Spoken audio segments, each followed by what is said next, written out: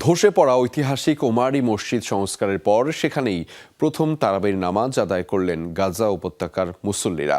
মঙ্গলবার চাঁদ দেখার পর সন্ধ্যায় মসজিদটিতে ইবাদত করেন তারা। যুদ্ধ থামলেও স্বস্তি ফেরেনি তাদের জীবনে।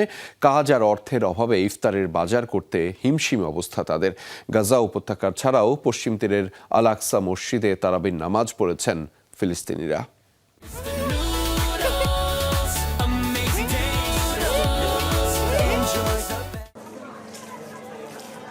ইসরায়েলি আগ্রাসনে প্রায় পুরোটাই ভেঙে পড়েছিল গাজা উপত্যকার হাজার বছর পুরনো এই গ্রেট ওমারি মসজিদ। তবু ধর্মপ্রাণ মুসল্লিদের অন্তর থেকে প্রাচীন এই ধর্মীয় স্থাপনার মর্যাদা মুছে ফেলতে পারেনি কট্টর ইহুদিবাদীরা। তাই কিছু অংশ সংস্কার করে সেখানেই তারাবির নামাজ আদায় করছে গাজা উপত্যকার বাসিন্দারা। 2 বছরের বেশি সময় ধরে যুদ্ধের পর গেল বছর অক্টোবরে হামাস ইসরায়েল শান্তি চুক্তি হয়। এ যুদ্ধে গাজা উপত্যকার এমন বহু ঐতিহাসিক স্থাপনায় মিশে গেছে ধ্বংসস্তূপের নিচে। তবে এখনো মনোবল ধরে রেখেছেন ফিলিস্তিনিরা। ধর্মীয় কর্তব্য পালনের পাশাপাশি আবার সবকিছু নতুন করে গড়ে তোলার প্রত্যয় তাদের কণ্ঠে।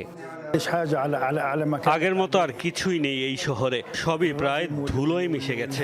আল্লাহ সহায় হলে আমরা আবার সব নতুন করে গড়ে তুলব। এদিকে মঙ্গলবার থেকেই উপত্যকার বাজারগুলোতে বেড়েছে মানুষের ভিড়। কাজ নেই, অর্থের যোগানো বন্ধ।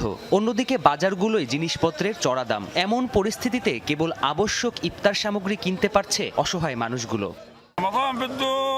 মানুষের হাতে কোনো অর্থ নেই, কোনো কাজও পাচ্ছি না, অথচ রমজান আসলেই প্রচুর খরচা হয়। আমাদের পরিস্থিতি বুঝে দাম নির্ধারণ করা উচিত ব্যবসায়ীদের। যুদ্ধে পরিবার আর কাছের মানুষদের হারিয়েছি আমরা, তাই রমজানের কোনো আমেজ অনুভব করছি না। একমাত্র আল্লাহর সন্তুষ্টির আশায় রোজা রাখবো। গাজা উপত্যকা ছাড়াও পশ্চিম তীরের মুসল্লিরা রমজানে ইবাদত বন্দেগীতে সময় অতিবাহিত করছে। মঙ্গলবার পশ্চিম তীরের আল আকসা মসজিদে তারাবির নামাজ আদায়ের পর মাসব্যাপী সিয়াম সাধনার নিয়ত করেছেন তারা।